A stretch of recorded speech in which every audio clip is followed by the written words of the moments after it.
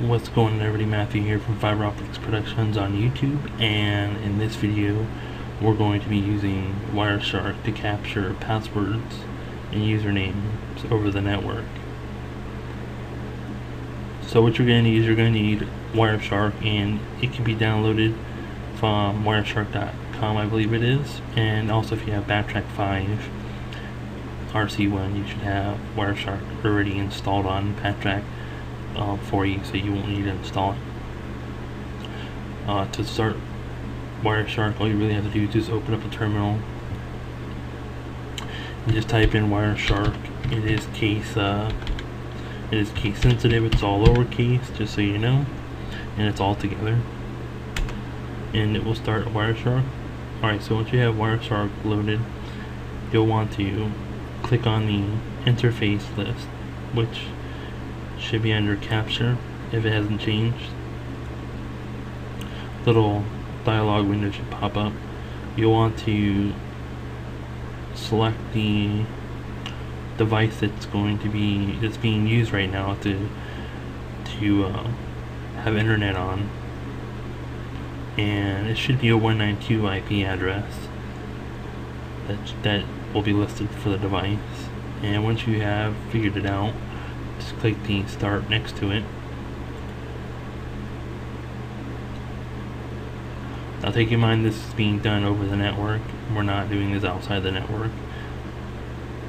So the attacker will have to be on the network with the victims for this to work. Alright, so what we want to do is, now that we have capturing going on the Wireshark, we want to filter everything that is on just HTTP.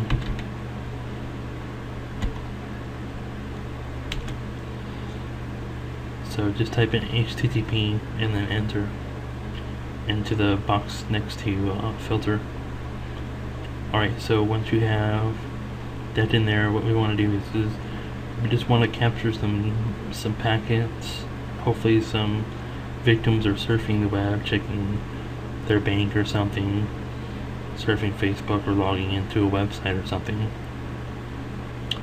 I don't really know if this works with Facebook or anything. I haven't really took the time to test it, but I know that a lot of these newer sites use a certificate for the secure socket layer, which basically encrypts the information over the I believe the network. So I'm not really going to be sure offhand right now, since I haven't tested this, whether or not the information will be encrypted or not once it's going over the network. So you can try to capture Facebook passwords. I'm not sure if it's really going to work or not, but this will work for like websites that don't have a secure socket layer, which is the HTTPS in it.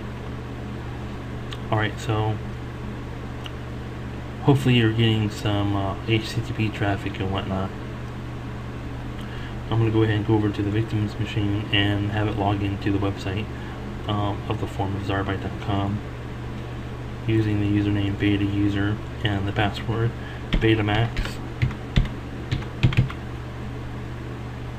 Once the victim logs into the site, it should send a post method to Wireshark, and Wireshark should have picked up a post method. So what we'll want to do is, after we've captured enough of packets and whatnot, we want to analyze the packets that have been going through over the network. You can go ahead and stop the capture. What we can do now is now we have some traffic captured, some packets captured, we can go through the list here, and what we want to search for is, we want to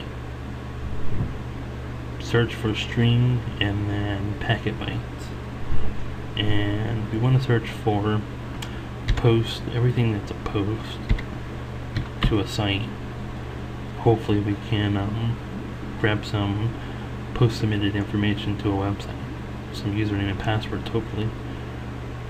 Click the find button, and the gray link should, the thing that's highlighted in green will be the post for the for what it found, for what packet it found with posts in it. You can double click on the gray highlighted thing, and once you do, you can just bring this down a little bit. What we want to look for in this packet is the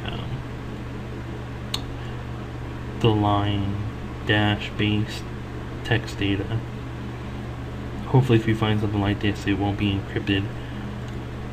It should be in plain text. If it's not, if it is encrypted, you'll have to probably, if it's like an MD5 hash or something like that, or if it's salted or something like that, you'll have to crack it.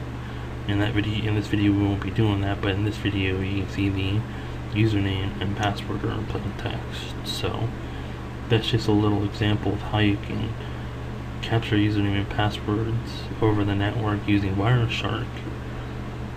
Hopefully, if any of y'all out there have had any questions on how to capture username and passwords with Wireshark, you found a good video from mine explaining how to do it. So you can actually save this if you want to for later. You just go up to File and then go to Export, and then you can save it. It's a couple of things. There's some things you can save it as. I normally just save it as plain text file. You click the browse button, and for the name you'll put whatever you want to put. You just put in I don't know, put in victim. There we go.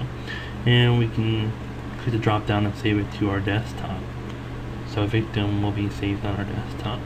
And you can basically save all the packets. I recommend just saving just the selected packet. That way we have just the username and password rather than the whole packet list. If you want to save both all packets and the selected packets, you can save them. You can go back and save all the packets so you can go over them later and see if there's some other stuff in there that you might want to look at that were captured from the packet capturing from Wireshark. But in this, I'm just going to save just only the packet that I've highlighted. Go ahead and click OK, and we can go ahead and close out Wireshark now. And you can choose whether to save this capture file if you want. I'm not going to save it. Go ahead and close out the terminal, and there's the victim on the desktop. So I basically have our information here from the website, from Wireshark, sorry. The information from Wireshark has been captured here. So as you can see, we have our username and password that we captured from the victim. Anyways, this has been Matthew from Fiber Optic Productions on YouTube, explaining how to use Wireshark to capture username and passwords over the network. Hope you've enjoyed this video and have learned something. If you have any questions, you can leave them below in the description, and you can subscribe and comment, and you can also check out my new site at Null Security. That's nullsecurityaltogether.blogspot.com, which is my new website, or you can just go to zarabyte.com and it'll redirect you there. Thanks for watching.